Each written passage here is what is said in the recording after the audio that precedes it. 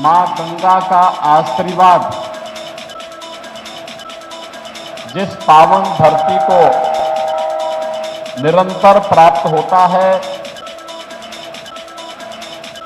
ऐसी पावन धरा को, जिस पावन धरा ने अमर शहीद चंद्रशेखर आजाद, राव राम बख्श सिंह जी, श्री चंद्रिका बख्श सिंह जी जैसे अनगिनत वीरों को जन्म दिया है, इस पावन धरा को कोटि कोटि नमन करता हूं।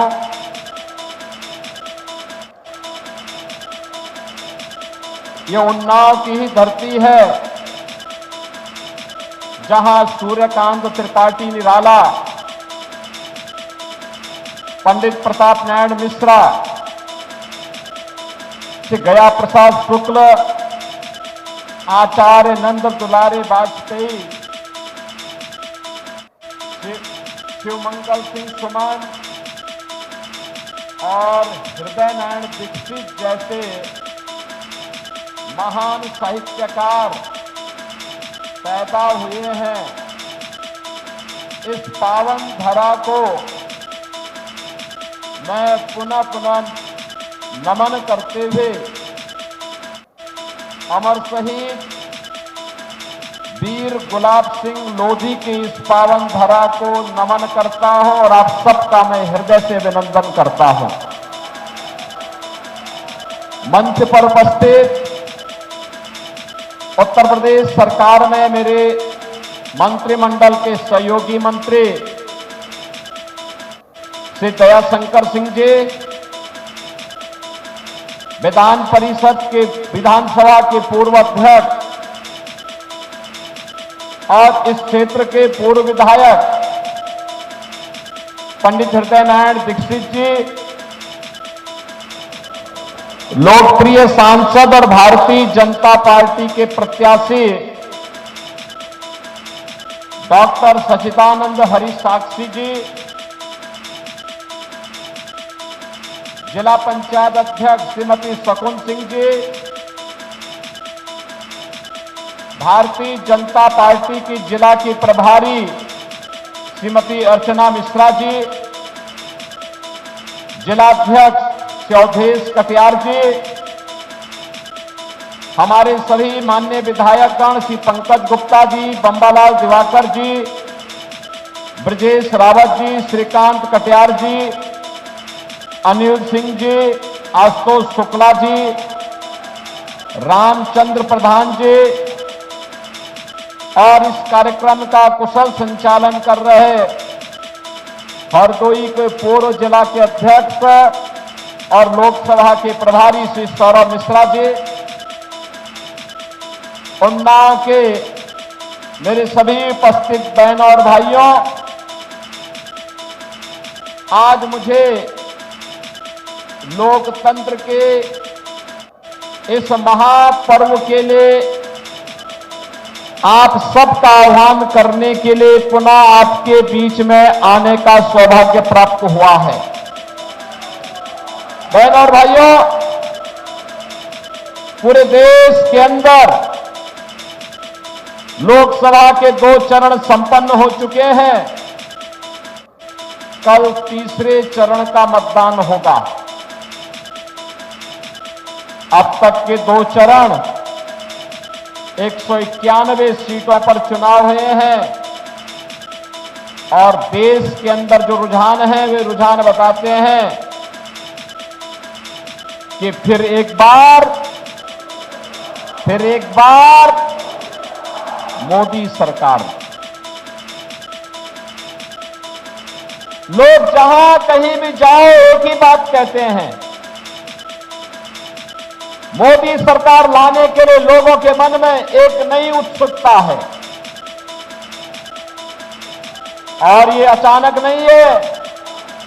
बहनों और भाइयों, पिछले 10 वर्ष के अंदर भारत में जो परिवर्तन करके मोदी जी ने दिखाया है, इसके प्रति आम जनमानस के मन में एक सम्मान और श्रद्धा का भाव है और हर व्यक्ति चाहता है कि मोदी जी तीसरी बार देश के प्रधानमंत्री बने। बहनों और भाइयों,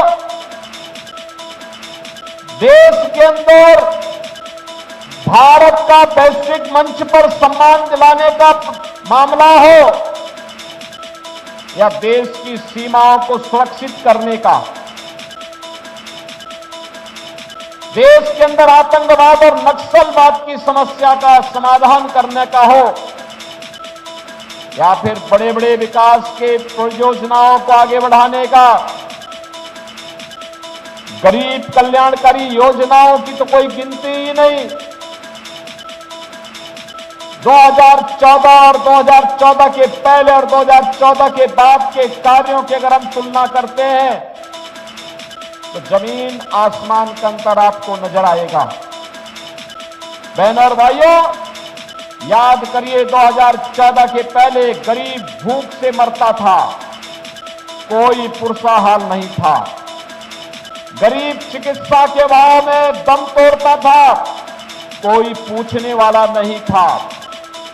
2014 के पहले गरीब के घर में या सामान्य परिवारों के घर में भी अगर रसोई गैस का सिलेंडर कभी समाप्त हो जाए और दूसरी व्यवस्था नहीं है, उसको तत्काल रसोई गैस नहीं मिल पाती थी क्योंकि किल्लत थी, ब्लैक मार्केटिंग होती थी और अगर किसी ने कुछ ज्यादा बोल दिया तो पुलिस के डंडे पड़ जाते थे।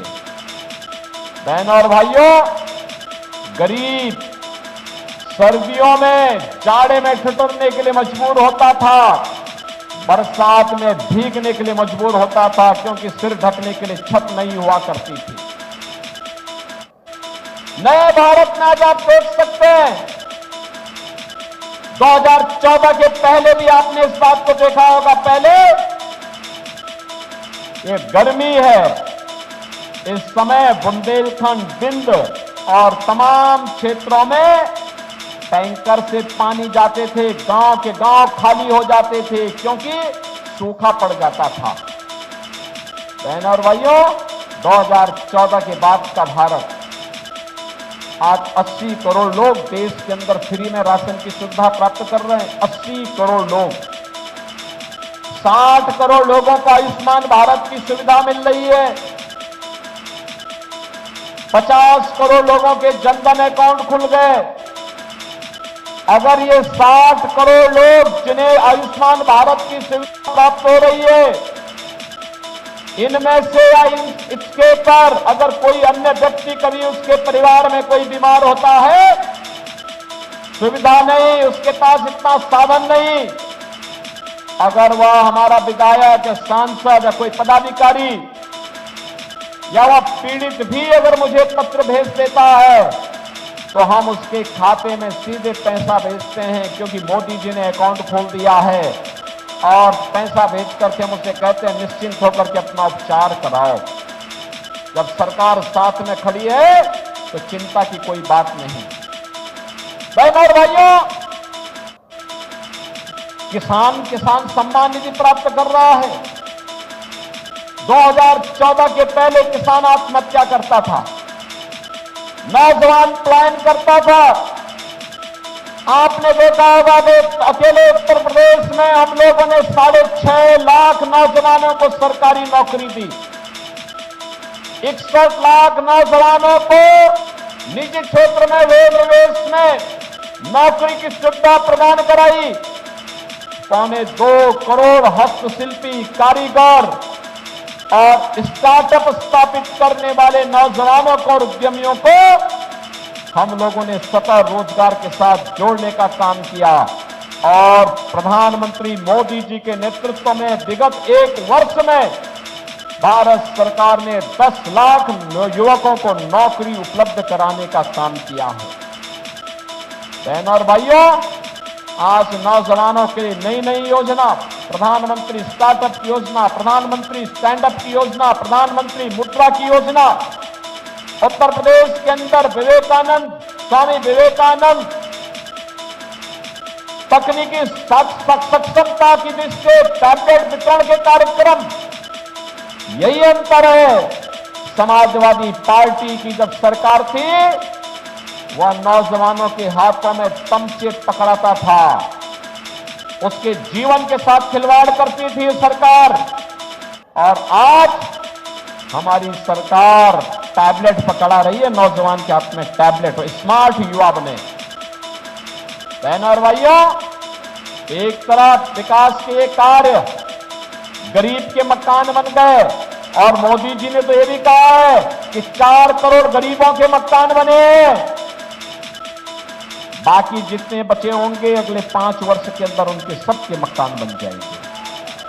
आप भी जाके बोलिए, आश्वासन कर सकते हैं, किसी भी गरीब को अगर किन्हीं कारणों से छूट गया है, अगले 5 वर्ष में उसके मकान बनेंगे।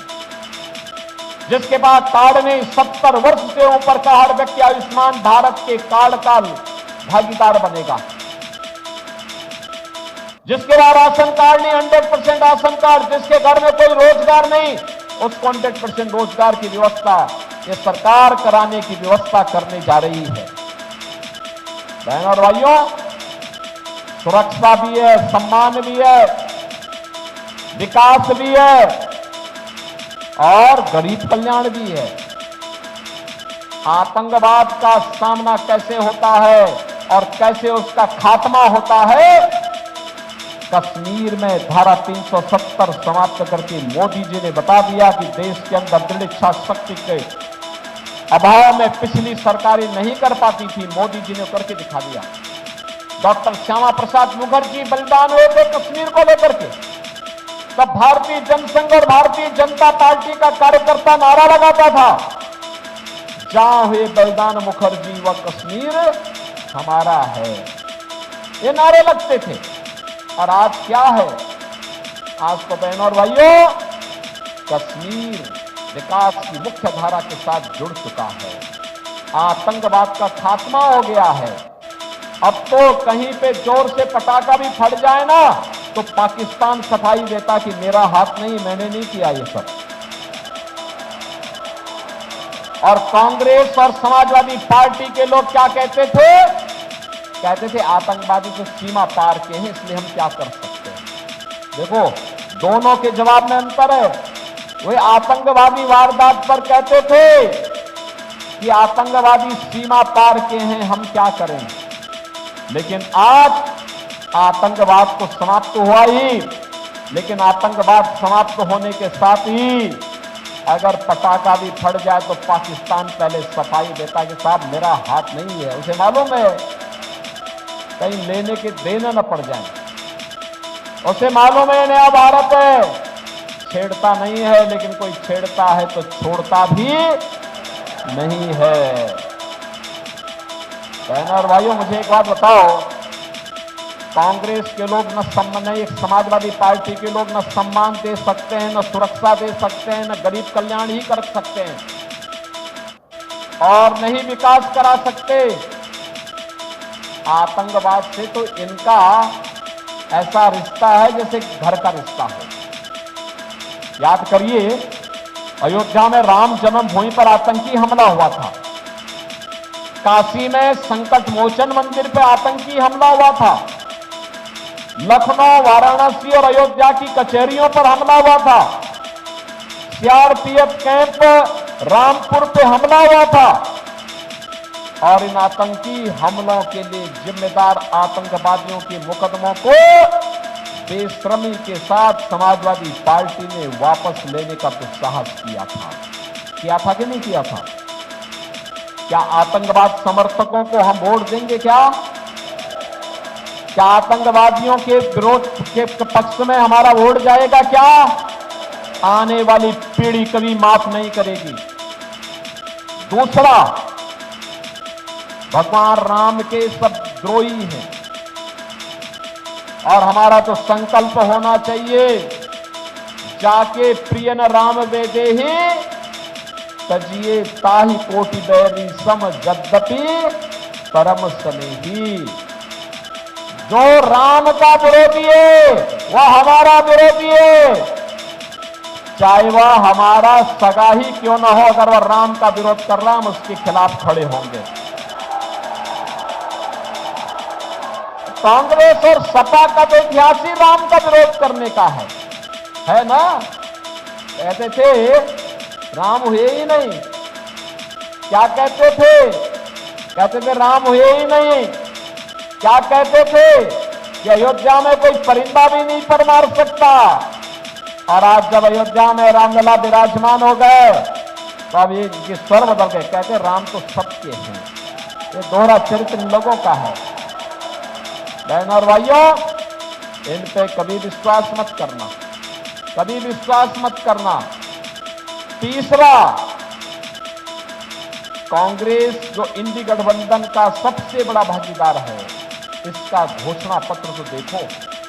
वो क्या कहता है?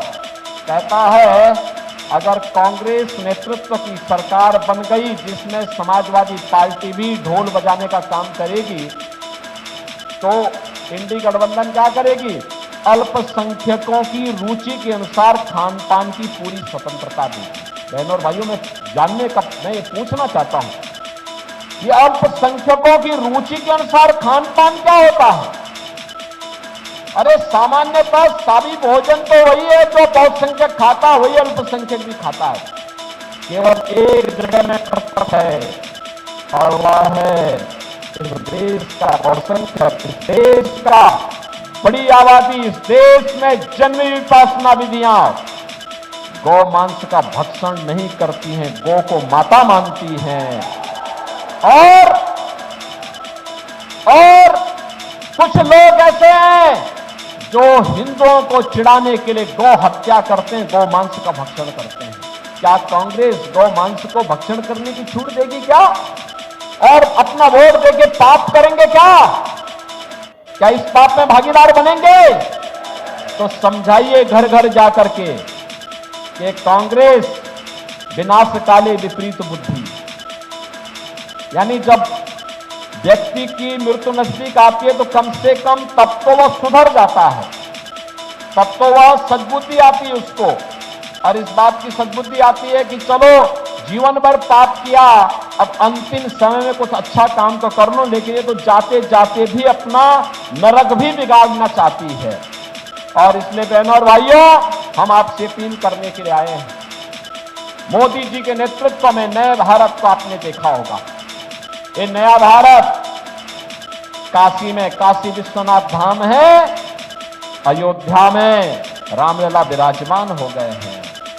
500 वर्षों के बाद रामलला ने होली भी खेली और अपना जन्मदिन भी मनाया है अयोध्या में। देखा ना आपने कितनी भव्यता के साथ। और विंध्यवासिनी धाम में आप जाएंगे, मां विंध्यवासिनी धाम में भी क्या भव्यता है। यहां पे हम लोग आए थे जब दीक्षित जी यहां विधायक थे, मां चंद्रिका धाम में भी क्या भव्य स्वरूप हो गया है। यही तो पहचान है। मां गंगा की अविरलता निर्मलता को बनाए रखने के लिए नमामि गंगे जैसी परियोजनाएं भी काम कर रही हैं। बहनों और भाइयों, यहां पे सम्मान भी है, सुरक्षा भी है, विरासत का संरक्षण भी है, तो विकास भी है। और इसी के लिए भारतीय जनता पार्टी आई आपके पास। मैं जानता हूं कि आप मोदी जी को फिर से प्रधानमंत्री बनाना चाहते हैं। मैं जानता हूं आप साक्षी जी को फिर से सांसद बनाने के लिए अपना आशीर्वाद देना चाहते हैं। लेकिन बहनों और भाइयों, याद रखना, किसी भी हमें युद्ध के समय में अति आत्मविश्वास से बचना होगा। भीषण गर्मी होगी, 13 मई को इलेक्शन हो रहे होंगे। उस दौरान हम सबका दायित्व क्या बनता है? हमारा दायित्व बनता है कि पहले मतदान, तो मतदान करने के लिए पहले जाना। लेकिन मतदान करने के लिए आप तभी जा पाएंगे जब अपने साथ 2 परिवारों को और लेकर के जाएंगे ना, लेके जाएंगे।